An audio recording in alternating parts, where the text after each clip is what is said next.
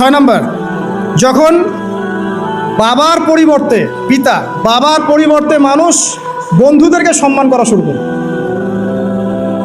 বাবাকে সম্মান করবে না, ফ্রেন্ড সার্কেলকে সম্মান করবে। সুবহানাল্লাহ। এরপরে আসেন 7, যখন,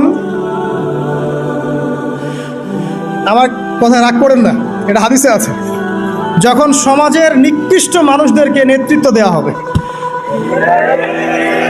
এটা হাদিসে আছে, সমাজের নিকৃষ্ট মানুষকে যখন নেতৃত্বের আসনে বসাবে মানুষ, তখন সমাজে আল্লাহর গজব আসবে। হাদিস তিরমিজি 2211 নম্বর।